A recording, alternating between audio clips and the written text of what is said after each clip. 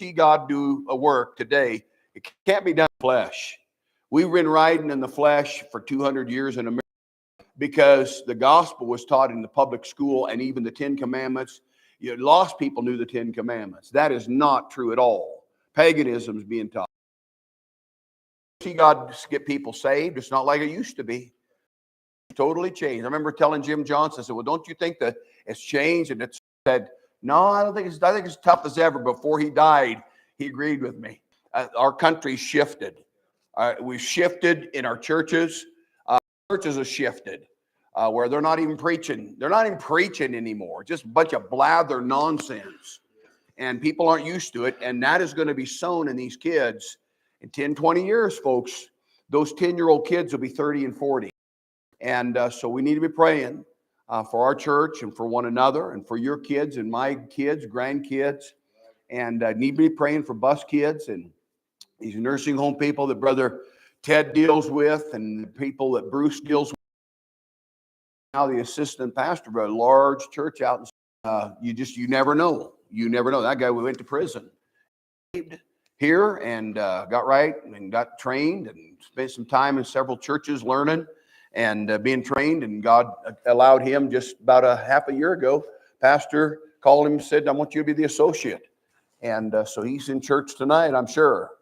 And you just never know. And God, something to keep in mind that helps me is that statement. A preacher used that statement. Just always look for the one. Okay, that always helps me because we're looking for the multitude, and Jesus is looking for the one who touched me. Master, the multitudes throng thee, and thou sayest, who touched me? Yeah, but I'm looking for the one. I'm looking for the one kid with 5 rocks in his pocket. I'm looking for the one Job. I'm looking for the one Abraham. God's always looking for the one Noah.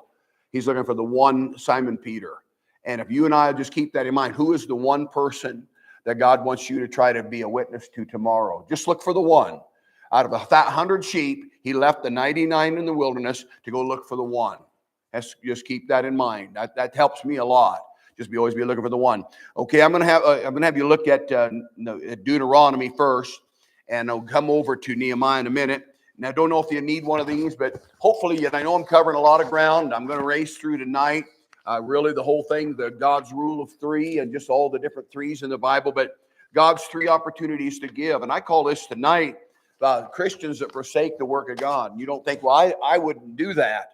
But you might more than you're thinking. And God has 3 ways to give: tithes, offerings, and alms. And they're not the same. Does anybody need one of these here? Because if you don't have it, I'm going to lose you. Here, Coulter, take those, and just if anybody's got their hand up. I know here's my wife's. She doesn't have hers. Craig needs one. Again, I'm covering a lot of ground. My son-in-law Drew, they got here a couple weeks back, and he said he enjoyed it, but he said you kind of lost me.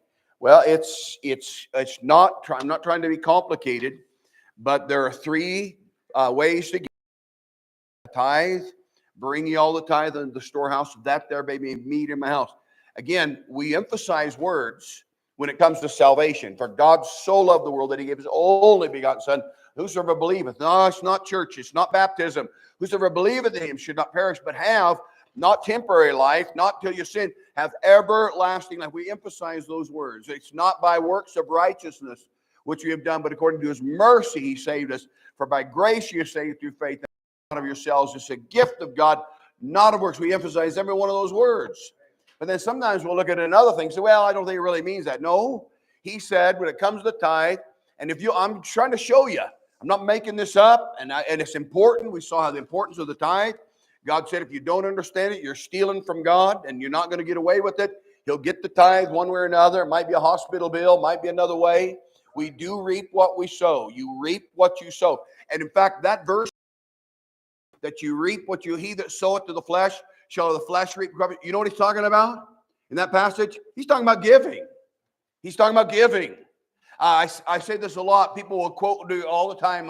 Somebody will say, well, my God shall supply all our need. He's not if you're not given. That whole passage, he's talking to the Philippian church. He said, no church communicated with me or shared with me as far as giving and receiving, and ye only. He said, I'm not speaking, I don't want your money, but my God shall supply all our need. Now, the whole context of that whole chapter is giving. And so it's important to understand that tithe is for the Lord's house. That's for the functioning of a local church. The offering was to reach the regions beyond. It was to pass the offering and helping other people. And alms was even outside of a temple. It was just somebody going to help somebody. And so these are all parts of giving. And the tithes, yes, is the 10%. And again, people say, well, it's Old Testament. I've already explained that's not true. But even if it was baby stuff, the tithe start. I personally think you're giving to the Lord by sitting in this. I do. I say, well, is it a tithe? It's your tithe. I think you're tithing your time, or don't you? Don't you think you especially you men? I know how hard it is. You got a job and you to pull off of that. They go, I got to get ready for church. Oh, it's Wednesday night. I got to get house, and it's never easy. You know why? Because obeying God and obedience is never easy because there's a devil. It's easy to lose your temper. It'd be easy for you to go out and get drunk tonight. That'd be easy. What's hard is for you and I to think right, talk right, and do right, and live right. That's hard. And so when God sees you doing that, like being in church because you're not forsaking the house of God, it's going to be difficult. But I believe you're given of your most precious thing you have, your time. So they gave a tithe, but they also gave an offering. And then if they wanted to, they could even give an alms. And that's kind of what we're looking at. Look at that back of that page. I'm just going to, we got pretty much done with the first one. There's 3 parts to tithing. There was the first one there at the top half of the page was the Levitical tithes. You're surely familiar with that. That was just 10%. You gave 10%. And again, my rule of thumb, people ask me all the time, how do you do this? What do you figure? I figure if it comes to me, if I get something, if somebody gives me something, I'm going to tithe that if I can. You know, like I said, Social Security, people ask on that, or income tax, or not income tax. I'll just go back to Social Security. I don't know that I'll ever see what I put in. I'll never know. And so what I just say is when somebody gives you some finances and maybe prospers you, you ought to tithe that, okay? Now that's the first one. Now we're looking at why that is important. Find Deuteronomy 12. I want to read these very quickly. And here's why this is important.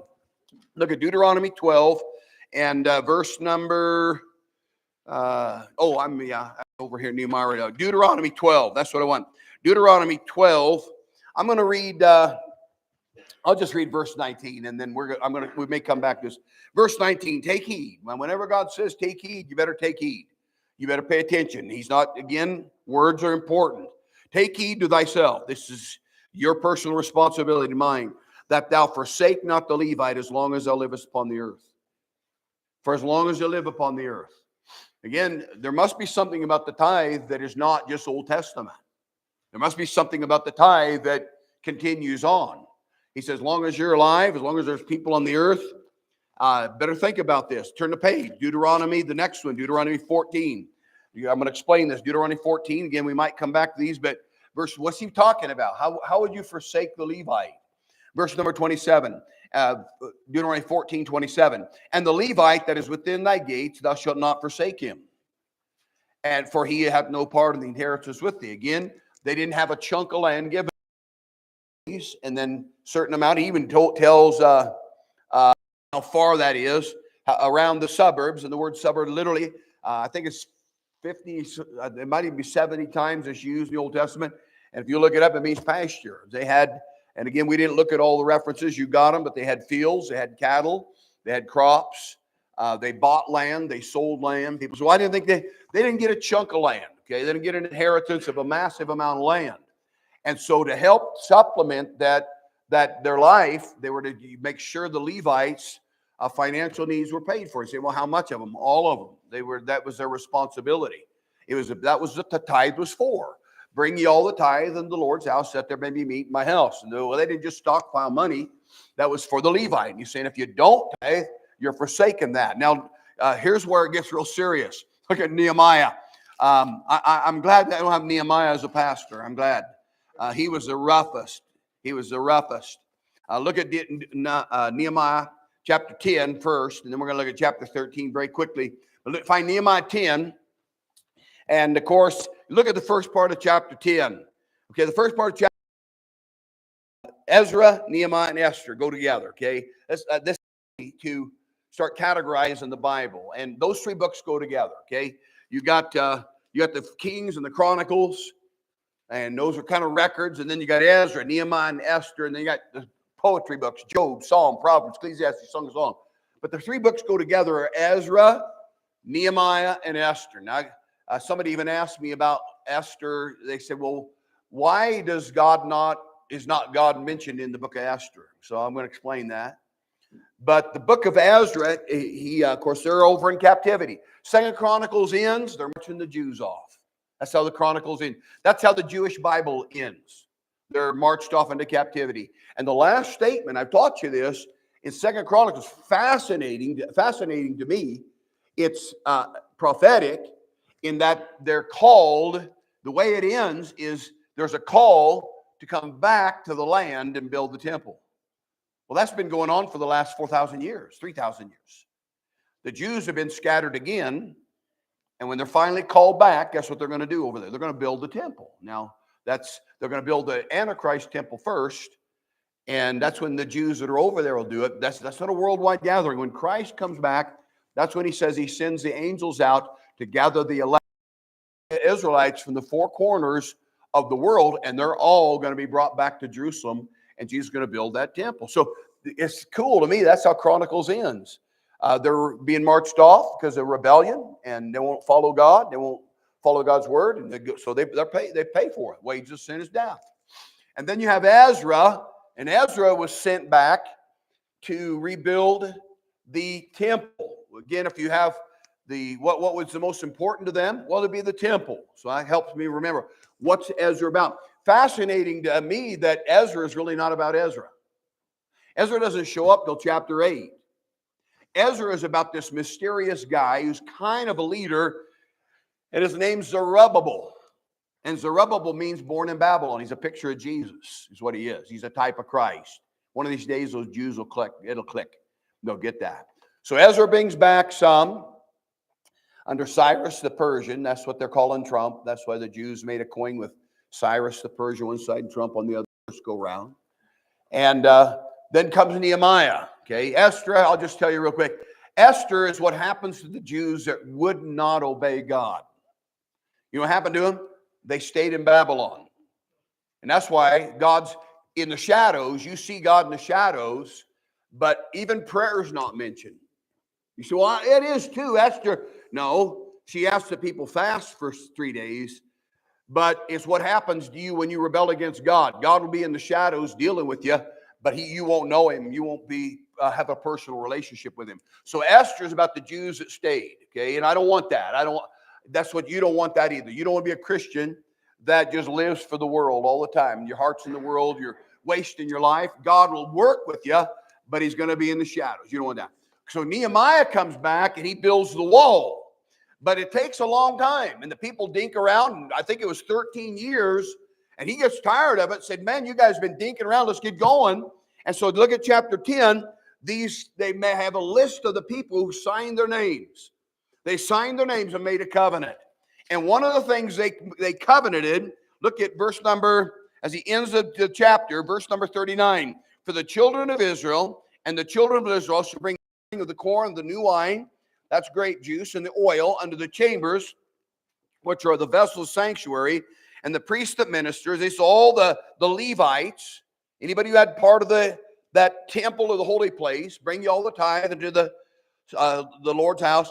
That minister, the porters, and the singers, and we will not forsake the house of our God. They're vowing. They're vowing before God. They signed their name even. I like that. Again, is putting your name down important? Yeah. Your name better be in a certain book called the Lamb's Book of Life. Whosoever is not found written in the book of life was cast into the lake of fire. The one thing that's going to determine everything else is whether your name's in that Lamb's Book of Life or not. Now, it's not based on works. It's based on when you trust Christ as Savior. I'll quote that again. Whosoever was not found written in the book of life was cast into the lake of fire. Now, right before that, it says that the books were opened and the dead were judged out of those things which were written according to their works.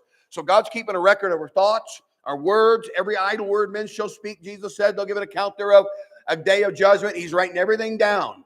He's keeping a record of your tears. He's keeping a record of the hairs. God is a meticulous keeper.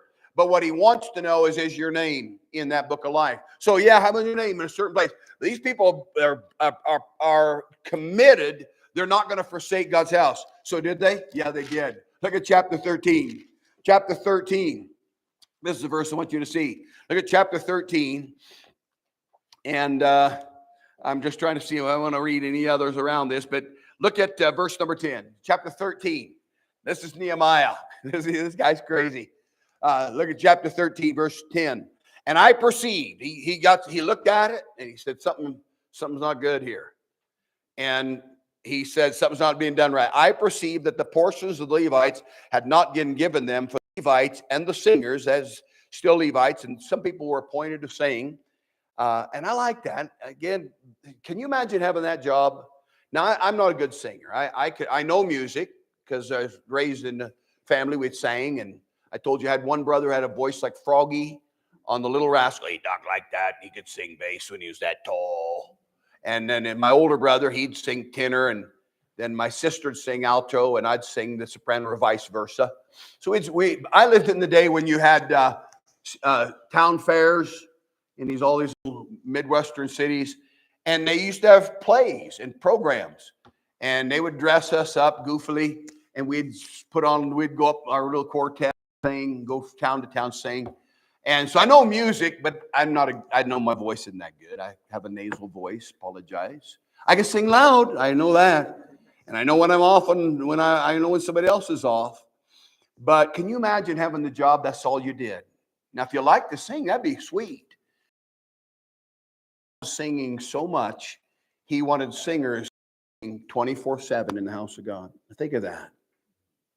Why would God do that? Just in case a publican needed to go worship God at 3 o'clock in the morning.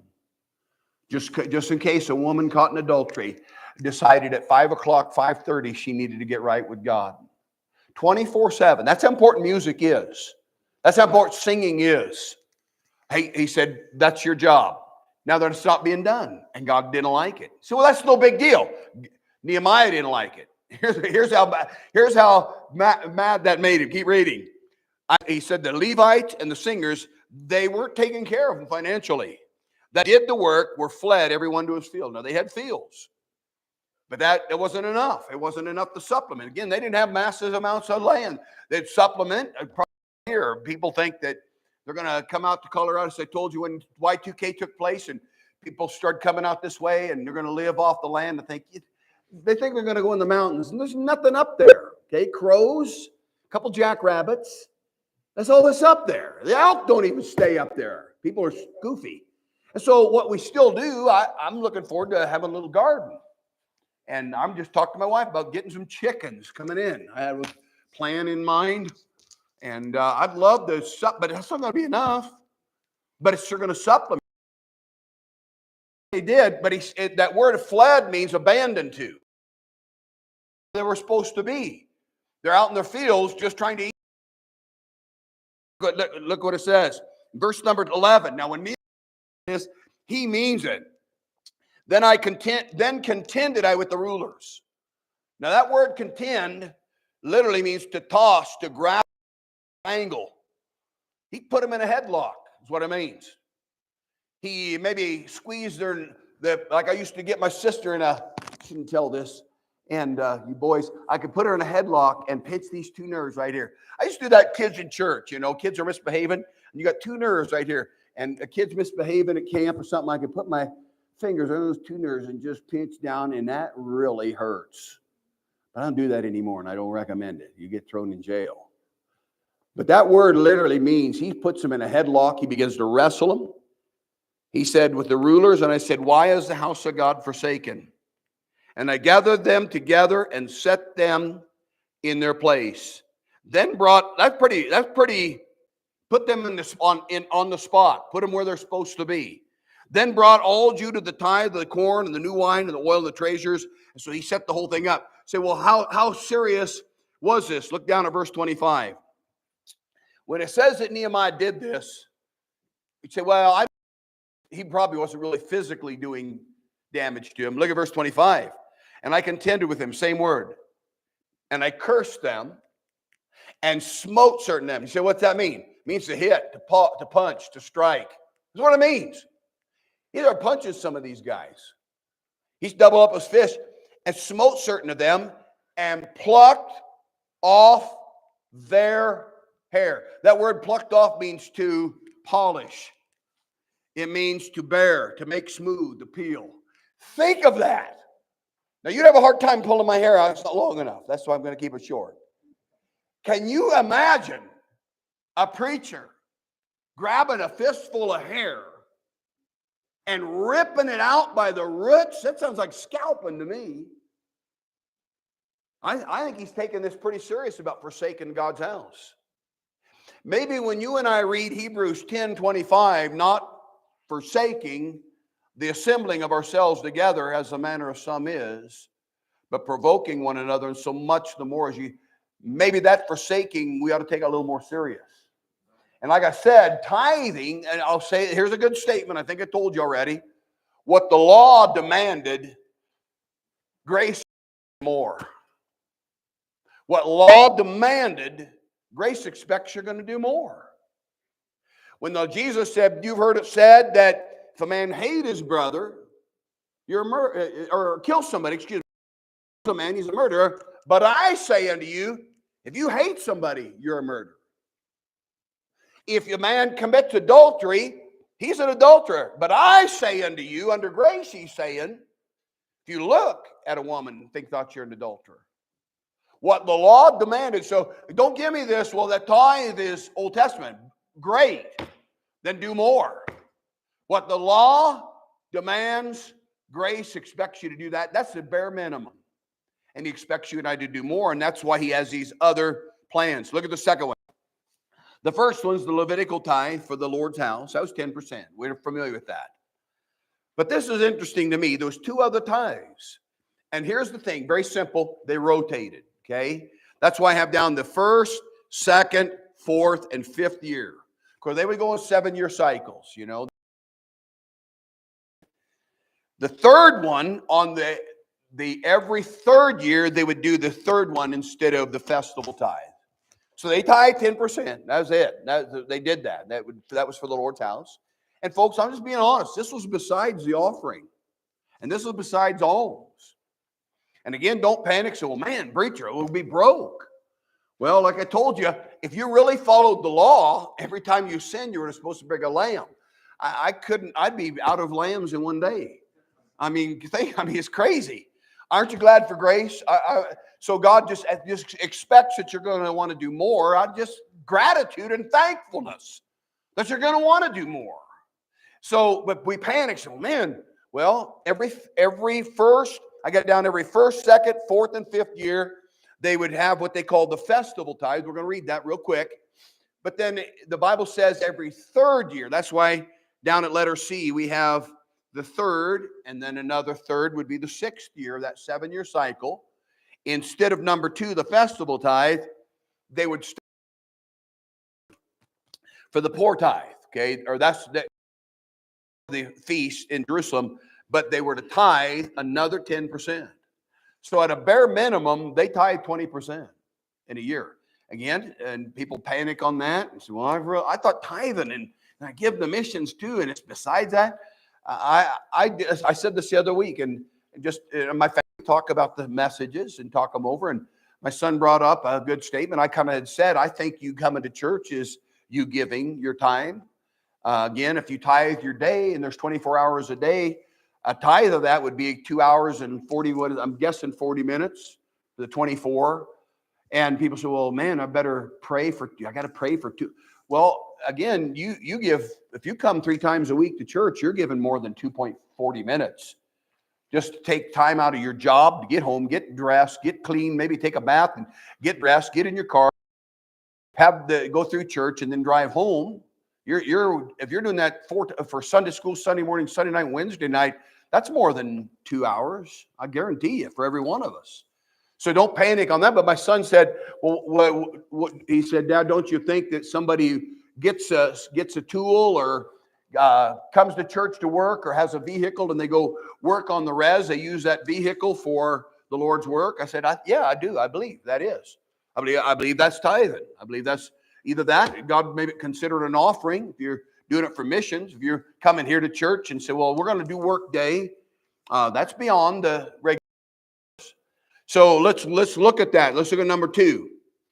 Go back to Deuteronomy 14 real quick. I'm going to try to read these very quickly. I don't want to bog down. It's easy to do because there's just so many wonderful things in the Bible, and even tithing. I've enjoyed this study myself. Whether you enjoy it or not, I do. But look at letter B there in that second part. The festival tithe was a second tithe. And I probably shouldn't, and again, I've just kind of raced to put this together. I shouldn't say 10% every year because it was the first, second, fourth, and fifth of this cycle. And I said this was additional to the 10%, the number 1. This tithe was for personal use at the house of God and consumed there in God's presence as an act of worship. It was to be eaten by the tither in Jerusalem, part of the religious festival. Look at it. Look at Deuteronomy 14. So when they would come for these festivals, every first, second, fourth, and fifth year, they would bring 10%. And they were to share it with the Levites. Now, as I think about it, think, well, now how did that function? Well, they're not eating a tenth of the year's crop. I don't think you get that much food down. My guess is that it was just part of their worship service. So they would bring it kind of to make sure that the needs of the house of God was met. They went above the 10%.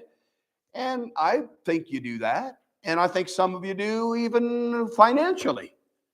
Again, I think we have a special offering and say, man, we need hymn books. And you say, well, I've already given my tithe, but I tell you what, one of the church kids pastor said $100 would do a pew. Dad found out one of the boys put in $100 just because he said, well, pastor said we could pay $100 to get, well, that's beyond the tithe, okay? So what are you doing? I think it qualifies for this. Look at it, Deuteronomy chapter 14, verse number 22. Let's look at it. It says, and thou shalt truly tithe all the increase of thy seed in the field that the field bringeth year by year, and thou shalt eat before the Lord thy God in the place. Now, this isn't bringing the tithe. That was the 10% number 1 in the place, which ye shall choose to place his name there. So I'd ask you, so again, the Old Testament, people always want to argue to weasel out of obeying. So, well, that's Old Testament, the temple. Well, what organization has God chosen today, the last 2,000 years, to put his name, that he says he's going to dwell, where his work is, where he spends his time? No, it's not a temple. I'll tell you what it is. It's a local church. That's what it is. So I like that he didn't even say the temple. He said, I'll tell you what. See, they're not in this Deuteronomy. The temple's not going to be built for centuries. This is Deuteronomy. They've not even crossed the Jordan River yet. They've not even faced Jericho yet. And he said, well, we're going to change some things. When you get over there, and I'm going to choose a place, and that's the spot, and you make sure that you take your tithe there. Well, later, one time he said that you don't die. Well, changed again. We don't have the temple. The Jews don't even have a temple. What do we have today? Jesus said, I will build my what? My church. And the gates of hell will not prevail against it. So let's read that again. Thou shalt eat before the Lord thy God. Well, where's Jesus say is going to be before the presence of God? Where are we before the presence of God? Where 2 or 3 are gathered together in my name, there am I in the midst of them. It's a local church today. The place is named there. The tithe of thy corn, of thy wine, of thy oil, the first things of the herd, and of thy flocks, that thou mayest learn to fear the Lord thy God always. So it's part of our Christian growth. And if the way be too long for thee, so thou art not able to carry it, or if the place be too far from thee, which the Lord thy God shall choose to set his name there, then when the Lord thy God hath blessed thee. Again, Jews are like Chinese are all around the world. So let's say there's a Jew up in Rome, and he's a farmer, and he's got all this crop, he's got all this wheat, he's got all this fruit. So, man, I got to pack all that up. He said, well, fine. If it's too far, sell it and bring that money. Okay, keep reading. Then thou shalt turn it into money, he says in verse 25, and bind up the money in thine hand, and thou shalt go to the place, he keeps saying that, which the Lord thy God shall choose, and thou shalt bestow thy money this after for oxen, for sheep, or for wine, or for whatever thy soul desireth, and thou shalt eat there before the Lord thy God, rejoice in thine household. Now, I'm going to mention that on strong drinks. Well, now that's alcohol. You know what they did with alcohol? They dumped it on the ground. That's the only thing they did with it in an offering. You know what else they dumped on the ground? Blood. You know what blood was? It was a sign of man's sin. The blood is it. The life of the flesh is in the blood. Jesus poured out his blood. You're saved by blood. You know why I think it is? I think your blood is filled. I think it's the sin nature is in your blood. I think Adam and Eve, something literally, when they ate that fruit, whatever it was, that sin that began to make a bee sting, be poisoned, that made a python want to bite a human, made a bird want to eat the flesh of a sheep, made a deer want to eat a bird. That all came, I think, literally when they ate that fruit and it entered the bloodstream. They dumped it on the ground. So if they had it, and by the way, strong drink is shakur, it could be sugar, it could be cider. There's one place that talks about liquor. You say, well, that's booze. Don't try to ram our ignorance of the language into the Bible. I remember going down to the chocolate factory. Frank Krell, who used to come to this church, and the owner of that used to be. And I remember them talking about, well, here's the chocolate liquor. I said, what? Liquor simply means they concentrated. This word right here means cider or sugar. It's not booze. The only thing I know, they literally, if it could be, they'll say, well, sure sounds like that one passage. Yeah, they dumped it on the ground. Same with the blood that was filled with sin. Keep reading. Verse 27, we read it. And the Levite that is within thy gates, thou shalt not forsake him, for he hath no part or inheritance with thee. Look it down there real quick under letter B. The purpose. This tithe was taken to Jerusalem, used for religious feasts and worship celebrations before the Lord. Look back real quick, Deuteronomy 12. Let's look at them. You may not want to read these verses. Maybe when you read through your yearly run through the Bible, maybe this will be a little bit more interesting to you. You'll know what it's saying. Look at chapter 12, verse 17. Thou mayest not eat within thy gate the tithe of thy corn, of thy wine, or thy oil, or the firstlings of thy herds, or of the flock, nor any of thy vows which thou vowest, nor for thy freewill offerings or heave offering of the hand, but thou must eat them before the Lord thy God in the place. This isn't your normal tithe. This is beyond the normal tithe. And if you read chapter 14, it was to be 10%, and they would bring it there. It says, in the place which thou shalt choose, thou and thy sons and thy daughter and thy manservant. Well, what are they all doing there? Feast time, Pentecost, Passover. They bring the whole family.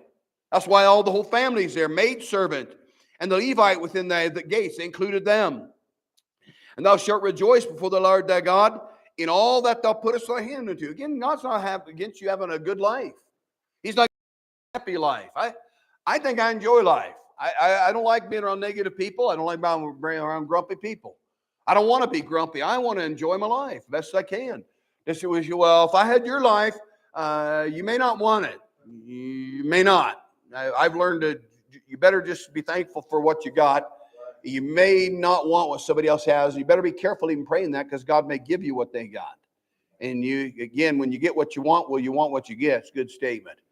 When you get what you want, well, you want what you get. Keep reading, verse number 19. Take heed to thyself that thou forsake not the Levite as long as thou livest upon the earth. Now keep your hand here. We'll come back to that just in a minute. But look at your handout, how it worked. The Israelites set aside another 10% of their increase to crops, livestock, or money, and brought it when they traveled to Jerusalem for feasts like Passover, Pentecost, Tabernacle. The significance, this tithe promoted worship and gratitude. He said, I want you to be happy and just be thankful. You bring this here and what do you call that in that country you just read? I won't say the name. What do they call their celebration like Christmas? Soul or something like that? Kind of like Christmas. Well, this sounds like kind of like Christmas to me. It's a good time to celebrate. God's not against feast times, happy times, joyous times. Getting together and just being thankful you're saved and rejoicing what God's done for you. It says if the journey was too far distant, they could convert the tithe, the money, take it to Jerusalem, buy food and drink for the celebration there. Now, letter C, the poor tithe. This is every third year. They would, instead of going to Jerusalem with that festival tithe, and I believe personally they would still go, but they weren't required on the first, second, fourth, and fifth year. They weren't required to bring 10%. But instead of that, every third year, we'll see in just a second, and then 6 years or 3 years later, they set aside another tithe, but it was a little different. It's a little different. It says under letter C, the poor tithe, the third tithe was every third year. In the third and sixth years of the 7-year cycle, instead of the festival tithe, This 10% was directly given to the poor in that area. Okay? This was, they were supposed to do this. Poor, widows, and orphans, and foreigners. Okay, look at Deuteronomy 14. Look back to chapter, turn back to chapter 14. He goes to a different time. The Jews understand this. Most Christians, I don't think most Christians are even aware of these other ones. I know I wasn't. I was never taught there's 3 tithes. And I wasn't taught there's a difference even between a tithe and an offering. Deuteronomy chapter 14, we were just there, 28. And at the end of 3 years. Now, I just got done saying about this place that God chose that they were to bring and whatever they had, if they, verse number 22 was a tithe. And this tithe was to be brought, but they were to eat it there and bring their whole family and celebrate together. And it wasn't just for the Levites and it wasn't for the temple, it was part of their worship. Part of their worship. That's why I say you coming to church is part of your worship. I would say you're tithing. Again, don't panic on it. You may give more. I think you probably do. Again, I told you, you're already paying 40% to the government. Okay, there's even an organization. We'll get to that. I mean, it's nuts. You work till June for the government, 100%, 100%. January, February, March, April, May, to the 1st of June, and it all goes to the efficient government. The government has never done anything efficient. Government schools are public schools. They don't like saying that. It's a government school. I have to pay taxes for the demon kids down here. That's their logo. I have to pay taxes to pay the teachers to teach these kids down here. But they don't pay for me to put my kids in Christian school. Okay? It's not right. Okay? It's not right. That's just a little beef. You look there, verse number 28. Here's a different tithe. And at the end of 3 years, again, I'm making this up, thou shalt bring forth all the tithe of thine increase the same year. This is what year? The 3rd year. So every 3rd, and then 3 years later, 6. And lay it up within thy gates. And the Levite, because he hath no part or inheritance with thee, and the stranger, and the fatherless, and the widow, which are within thy gates. Now you're helping people around you with this tithe. Besides the regular tithe, you're to bring all the tithe to the Lord's house. 10%. That's number 1. Then every 1st, 2nd, 4th year, you're to take another 10%, and you're to go there and fellowship and enjoy what you can eat and give it to the Levites and head home. But on the 3rd year and the 6th year, he says, this time you're going to tithe again, but I want you to help people around you. So, well, I don't know if we do that. You ever witness to your neighbors? You ever invite them to church and maybe take them a homemade pie or something like that? Don't you think that's kind of obeying the Lord and trying to tithe? You're trying to tell people something better than a loaf of bread if you're trying to witness to somebody. It says, and the Levite, because he hath no part or inheritance with thee. I'm going to read verse 28. At the end of 3 years, thou shalt bring forth all the tithe of thine increase the same year. Bring it where? This isn't the normal tithe. And thou shalt lay it up within thy gates. Okay? And the Levite, because he hath no part or inheritance with thee, and the stranger. Because within a day's journey, there was always Levite cities. God set that whole thing up. There were 12 cities of refuge, but there was Levite cities all over the whole land. And so they had Levites down that they could help. The stranger means a foreigner that probably aren't saved. Maybe they're seeking. Maybe they're interested. They're not Jews. Maybe they could be proselytes, but it means foreigner. Somebody that's maybe doesn't go to church at Frontier Baptist Church. And the fatherless. That'd be bus kids, wouldn't it? A lot of bus kids. VBS kids sometimes. Not all. Fatherless and the widow. We got a widow lady that she came over today and she likes checking out what we're doing and taking a look at it once in a while. Comes in my barn and sees how messy that is. And she's very, very liberal. Very liberal. She brought up how we got these foxes out our way, and they had babies a couple years ago, and I was going to kill the babies because I don't want a dozen foxes. I plan on having chickens. She loves those foxes, and she's really mad because the neighbor's dogs are killing the jackrabbits. I couldn't care less about jackrabbits. But we're trying to witness to her, very, very liberal. Which are within thy gates shall come and eat and be satisfied, that the Lord thy God may bless thee in all thy work of thy hands, which thou doest. See, again, if the government would do and the churches would do what they're supposed to do, we wouldn't be paying 40. You wouldn't be working till June for the government. And he said, well, man, that put a burden on the church. Do you remember our illustration? The Mormons? Now, they do it by force, and they're not even saved, okay? No, I'm not trying to say that this saves them, but by force, everybody and every organization, again, I'm going to get it in your brain.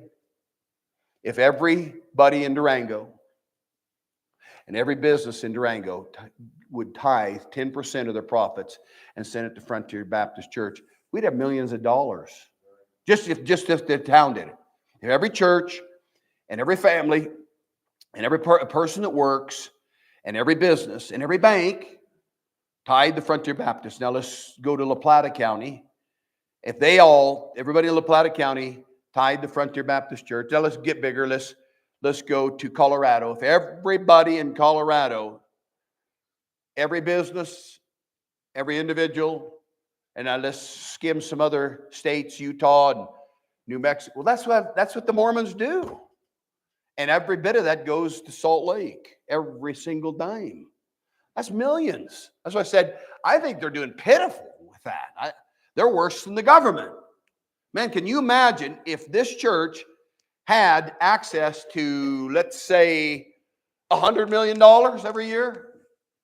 I think we'd use it for the Lord. I would.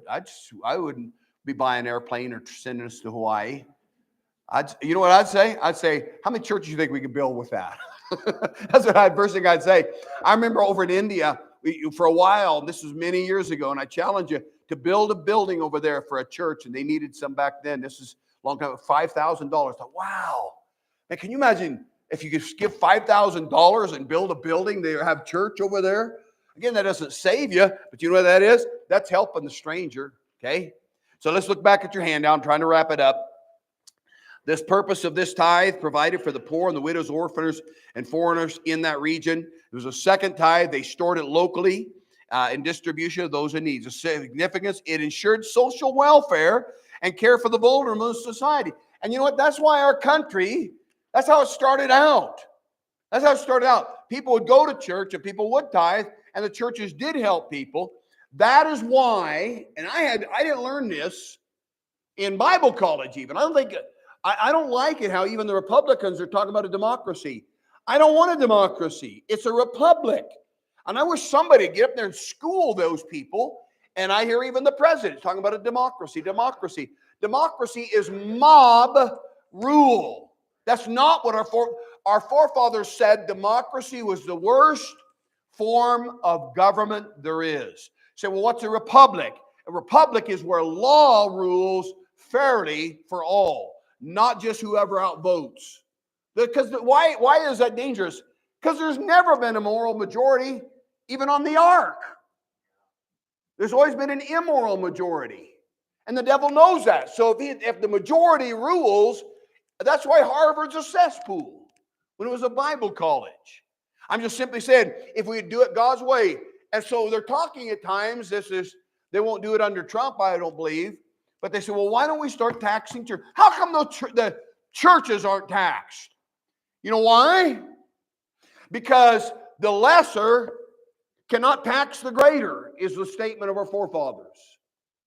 They said the lesser organization cannot tax the greater organization. And you know what they're talking about? The government's down here and the local church is up here. And they said the church does so much good to a society and to helping marriages and helping with society and teaching morals and the 10 Commandments and not stealing and not killing, that there's no way the government down here should have the right to tax something that's doing far greater than the government could ever do. And they would say it again, the lesser cannot tax the greater. That's why they did it. But most churches really don't reach out. They don't try to reach kids or bus kids or prison ministry or nursing ministry or people trying to witness to your neighbors. Most churches don't even do that. So that's what he just got done saying, helping those in our area. The last one, number 3, down there at the bottom, the total tithing system. Most years that God's children gave 20%. Now I'm going to change this here a little bit. I should have wrote this a little different. Most years God's children gave 20%. To explain it, I'm going to change mine. In that parentheses, the Levitical tithe and the festival tithe, or Levitical tithes and the poor tithes. You understand that? What I'm basically saying in parentheses, they gave 20%. They'd always give the Levitical tithe, and then they would give 10% more for the festival, or they'd give the Levitical tithe and the poor tithe, which is another 10. So that should be down the next line. Every third year should be they gave 20%, or that should be there. Every third year they gave an additional 10%. Hopefully you understand that. So rather than a single tithe, the Old Testament command multiple tithes, which would total, and this should be different. They should just say, I think it was probably more, but they gave as a minimum 20%. Okay? So hopefully that makes sense to you, and here's why. Because you don't want to forsake God's house. Again, I'm thankful that Hebrews doesn't talk about ripping anybody's hair out. I'm glad it doesn't say, now preacher's going to show up, he's going to punch you a couple times, maybe punch you in the stomach, might kick you in the shins, put you in a headlock, and grab a fistful of hair and rip it out. I'm glad I'm changing my mind a little bit. I'm glad I'm not a Jew sometimes. I'm glad I don't have to live under that law. Man, that would be slaughter. And that's why it was impossible. It really was. So I say, well, then it's impossible to, again, God's not counting your nickels. I don't think you should panic. Here's what I think you should do. I think you should tithe anytime you get something. I think when you get somebody a paycheck, or the government says, hey, it's time for Social Security, and you're getting back what's mine anyway. I don't have a problem with that. I don't have a problem with the government. You've given the government 40% of every dollar anyway. You're never going to get that back. If I can get back 10%, 20%, 30%, I'd take it. I don't have a problem with that because it's mine anyway. They're not giving me anything. They stole my stuff anyway. But I think you should tithe. And then I do think you ought to give your time and your talents to come to church and worship. That's part of the tithe. That was what they did. They came together. That's why we sing these songs. That we're rejoicing in the Lord. We're rejoicing in our salvation. I think you are with that one. I think when you give to maybe help this ministry or outside of this ministry, or you invite people, I think it's tithing. And then that third tithe is just helping the poor in your area. I believe that would cover you trying to be a witness. I think that takes a lot of courage, a lot of time. And I do believe it's a sacrifice that the Lord is honored, that you would have enough courage to speak up for him and say, listen, don't be cussing. Don't be cursing. I do need to mention, because these boys said the other day, one of them come up and said, did Jesus curse that fig tree, or did God curse a fig tree? I said, well, Jesus did. And I knew where he was heading. I said, now that's not swearing. He's not sitting there saying some naughty words to a tree. I said, when God cursed the ground, God isn't swearing at it. It means that it's not going to have his favor and blessing. He's putting basically praying that God would judge. That's what a curse is, kids. It's not cursing. It's praying that God would judge. And God says, when you don't understand the tithe, he said this, that you're cursed with a curse, even this whole nation, because they've robbed me. So I think tithing is pretty important. And it's important, I think, for you to come to church and not forsake God's house. Let's stand to our feet and bow our heads for a word of prayer. Father, thank you for these folks here tonight. And I do know it takes time. I appreciate it. I'm always still, after all of these years of preaching, even tonight, I'm just kind of always floored and stunned that there are still people that stop in the middle of a week and come together to spend some time singing a few songs and praise to you and sharing our burdens and prayer requests and sitting and during some preaching. It does still surprise me, Lord. It even did again tonight after all these years. But I rejoice in it because I do know it makes you happy. Because where two or three are gathered together, there am I in the midst. You are worthy of our singing. You are worthy of our time. You are worthy of our prayers. You're worthy of our praise. You're worthy of our rejoicing and our gratitude and our thankfulness. You are worthy. Unbelievable God. You are so wonderful. We honestly, I do not believe that men, they hit a brick wall when they try to explain on some stupid movie or TV show about some deity or some God, and you're far greater than that. They can't even conceive of a God who just enjoys putting up with all this crazy nonsense called sin, but you enjoy seeing people get right with you, enjoy seeing people blessed, enjoy people seeing getting saved, enjoying people having families and kids and worshiping you and praising your name, singing together, and you join in it. When we get together and sing, your word says that Jesus went out right before Calvary when they had sung a hymn. They went out into the Garden of Gethsemane. The last thing he did before facing Calvary was they all joined in song, and that was in type form. That someday we're going to join you in song. And Lord, we look forward to that worship service.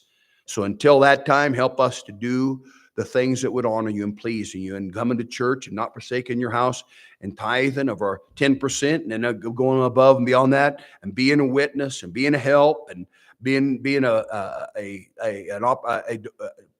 witness to others, that the stranger and the widow and the fatherless and those around us. God, help us to be a help to them. Help us to look for the one even tomorrow. We pray and ask these things in Jesus' name. Amen. You're dismissed tonight.